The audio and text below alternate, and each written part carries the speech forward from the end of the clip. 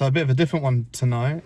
Event cinema, the silent synced, the original 1922 classic silent epic Nosferatu, but with Radiohead as the soundtrack, with it trimmed up to fit the beats and some interesting arty little neon highlights, lights and highlights and throbbing pulsating lights that go with the music and fitted in with the film. Throbbing and pulsating lights, is it? It is, yeah.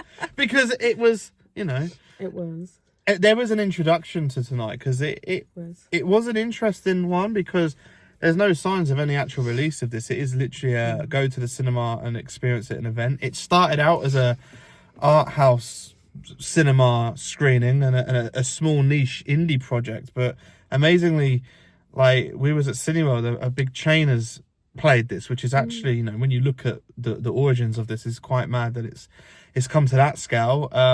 It was fairly quiet screen, which I thought it would be, because there's a few people though. Because it is event, and it was introduced as a film meets a concert, but I don't know if that does that justice, because you have got Radiohead playing for the full, like, over an hour and a half duration, but you are watching essentially the silent film just as a replaced soundtrack.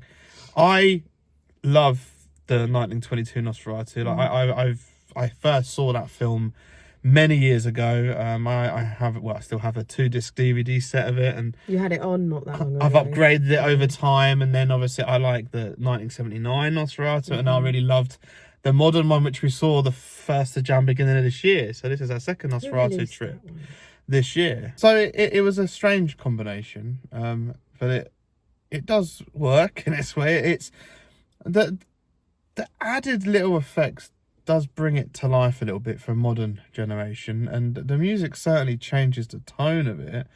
You kind of laugh saying it was a bit comical in places. There's a few comical places. The music kind of enhanced that aspect of it, because it is an atmospheric film. What it was, I think maybe the atmosphere's lost a bit with its soundtrack. It's not quite as haunting, but it is still suspenseful. And again, I suppose it depends on what soundtrack you watch this film with, but there is some classic scores that are released on the DVD and Blu-ray versions of years over the past years, which work well, and I will say it did look pretty good for a 103-year-old film, which is insanely old.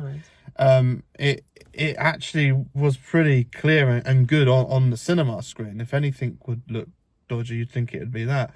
Some of the video nasties I saw at the cinema were less impressive, and they'd been restored, and this hasn't been restored as well as that. So it says a lot, really, about and amazingly, the film is still around and survived its dodgy lawsuit when it was all burnt, and a copy managed to make it here. I would like to see more. I think it's a clever way of getting people to rediscover classic cinema, especially silent cinema, and I suppose that's an area that's a bit overlooked. If you're into film and have a niche interest, it's there, but a lot of people this day and age, I don't think they watch silent films. I think it's quite niche, and it's not everyone's cup of tea these days, especially the younger people, but I personally found it very enjoyable, very relaxing to watch. I was saying to Jason towards the end, I was so relaxed listening to the soundtrack and watching the silent film, I start to get like a little bit sleepy. It's not really a good thing, is it? Well, it's not because I'm bored, it's just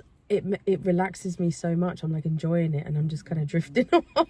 But it was like a split second, but I really liked it. It's kind of an experience type of cinema. I definitely recommend it if you're into to be honest, if you think about the limitations that were around at the time of 1922 of this film being made, and it was such an early infrastructure film, there is some really cool effects still, like some in-camera tricks and a little bit of editing trickery. It's very clever. It's not badly, it does hold up. It's not like really bad. Stop motion, a little bit of like where they fade things in and out, and I love the locations in this film. I always have, especially Orlok's property where he's opposite Hutter, but blatantly Jonathan Harker. I mean, how they thought they were gonna Harker.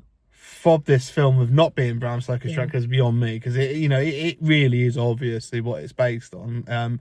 Completely with the whole estate agent, the property, like it is insanely like the ship sailing, which isn't the Demeter. It's not that, like, but it is. But I can't remember what it was called. They did say the name of the ship, but I can't remember. It's Utopia or something. Yeah, but it's just mad how how close it's not even. It's not even like, oh well, we can't do it, so we'll do something similar. I mean, it really is, to me, it's quite a blatant rip. Yeah. And I've always thought I love Bram Stoker's Dracula. It is like one of my favourite films of all time. And but you can see in this film, Bram Stoker's Dracula, some lifts from Nosferatu. I've always thought that. And then again with the new 2025 one, I might count 24 at the end of 24 in the States, but the new Nosferatu also does play a lot of homage. I mean, I remember seeing the trailer when that was first coming out, and I'm straight away going, there was some real obvious. It was like a blend of Nosferatu and Bram Stoker's Dracula into that one, which it's like that worked well for me. Interestingly, even though it's silent cinema, you can still kind of feel and hear and see what's going on, like without the words being, especially if you're into all these films and you've seen all the modern adaptations, you're watching this old film and you can kind of see and hear it, and the imagination kind of fills in the gaps where the conversations might be in between. So Count Orlok in this is also still pretty menacing and scary. Having a bit of a red neon light flicking behind him at times does add to that. Yeah. But even without that, or even with it doesn't make no difference. He is actually quite a menacing persona in this. He's quite the fact that it's silent cinema and obviously not a lot said, even with his title cards, he doesn't say a lot. It works well because him just leering around and moving around. He does everything himself. There are no servants or anything. He's literally carrying everything, doing it all himself. And if you do have interest in the 1922 Nosferatu, I highly recommend Shadow of a Vampire. Fantastic film I don't see get spoken about a lot, where Willem Dafoe plays the actor playing Count Orlok, and John Malkovich is playing the director making Nosferatu. I don't want to say too much of spoilers, but it's just a great film that seriously seems to be buried. And obviously, you must have heard of it, Count Orlok is really a vampire, and the film goes wrong, but it is actually. I haven't seen. You've told me about this before, and I haven't seen it. So if you are into Nosferatu of any kind, particularly obviously the origins of 1922, definitely seek out Shadow of a Vampire. That's worth, because it obviously plays great homage to the original as well. The shots they were setting up and everything. But it's a fascinating film. It's quite mind blowing sitting there just watching this film that is 103 years old now. It's pretty mind blowing. It's interesting reading the old texts, the wording of it's a little bit oldie Englishy when you're reading it. Yeah, but I also want to say, because I was saying about limitations as well, and I was going into it, is the cinematography is still pretty cool, considering it's like a wind-up Bolex that they're going. I think it really adds to it. But like, obviously they didn't have rigs like we have today. They weren't able to do crazy, ambitious shots that we take for granted today. They're quite simple shots. But yet, the composition and the shots were like the use of shadow in this, using the light to do shadows. That's amazing, and it's almost like got a Giallo feel. I feel like Giallo stole from that film.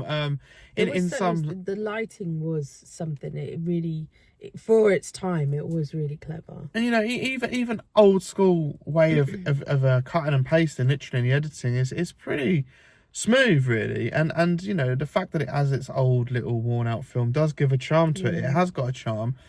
There is slight imperfections with like fades and cutting scenes, which does add to it. So I like the little bit of rawness to it. I recommend it. I still love my original way of watching it. This is much more of a gimmick and a niche, but it's an interesting view nevertheless. Very enjoyable. And the next vampire film we'll be reviewing will be Twilight, which he hasn't seen. Well, I'm looking at dates of being away filming. So. We're still going to watch it. We'll watch it at home. But if it's not with Radiohead, still go and revisit or first time discovering Nosferatu 1922.